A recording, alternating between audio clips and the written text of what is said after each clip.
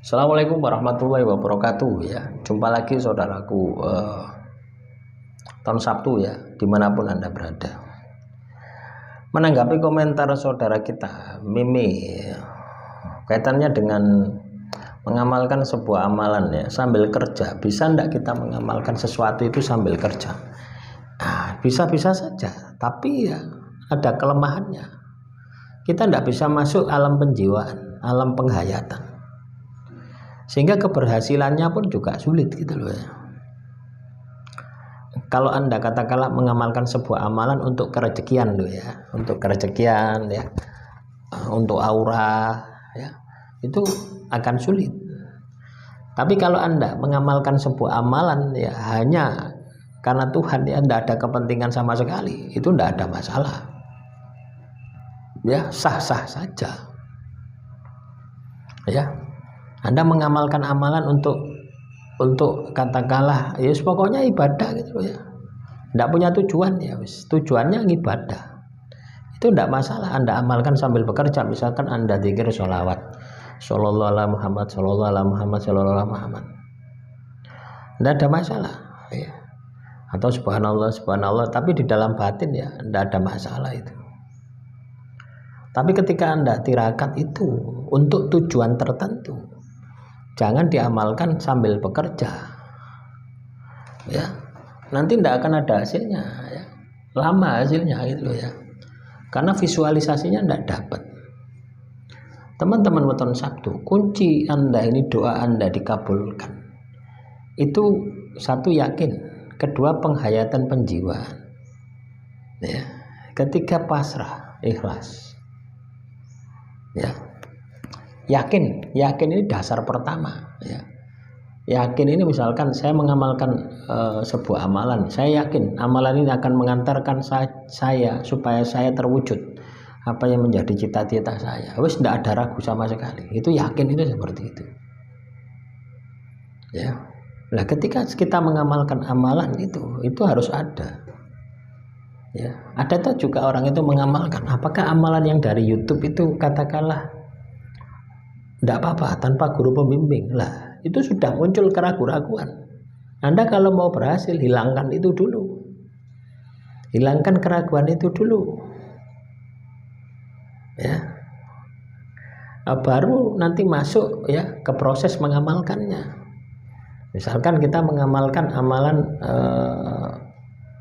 untuk pengasihan misalkan, supaya disenangi oleh bosnya gitu ya, atau supaya disenangi oleh rekan kerja atau dihormati oleh rekan kerjanya misalkan. Anda baca surat Al-Imran ayat 9 misalkan. Lah ketika membaca ya surat Al-Imran ayat 9, Rabbana innaka jami'un nas liyaumil la raiba fih innallaha la yulihul mi'ad. Ketika kita membaca ya redaksi itu, bacaan kita ya, mulut kita membaca itu, pikiran kita menerjemahkan artinya ya, misalkan Rabbana innaka jami'un nas liyaumil la raiba fi innaka la tuliful mi'ad. Sesungguhnya Allah ini akan mengumpulkanmu ya di hari akhir ya. Artinya mulut kita membaca, pikiran kita menerjemahkan, batin kita ini merasakan kehendak Tuhan atas tujuan Anda tadi.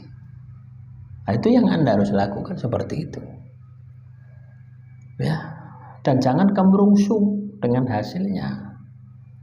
Ketika Anda kemerungsung dengan hasilnya, terobsesi dengan hasilnya, maka hasil itu akan semakin menjauh. Nah, coba bayangkan penghayatan penjiwaan ini ketika Anda lakukan ya, berdoa sambil bekerja ya sulit ya, kecuali Anda sudah makom ya para wali ya, tidak sulit ya. Tapi kalau kayak potongan-potongan kita ini ya sulit sekali gitu loh ya. Misalkan Anda baca sholawat ya, tiba-tiba disuruh bos Anda tolong belikan kopi ya. Akhirnya apa terjadi? Buyar ya. Anda hentikan misalkan,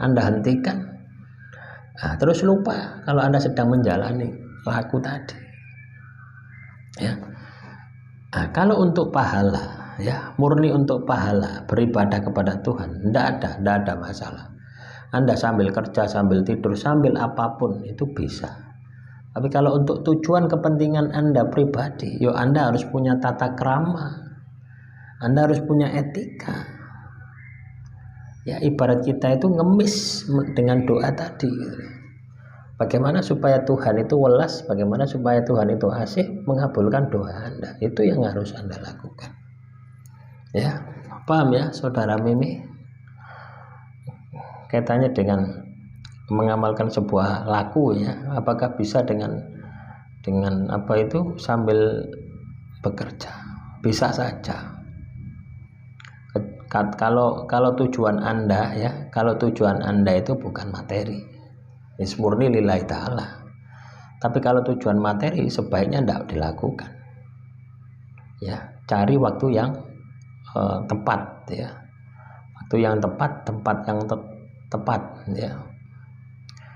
Demikian yang bisa saya sampaikan. Semoga motivasi hari ini bisa bermanfaat. Assalamualaikum warahmatullahi wabarakatuh.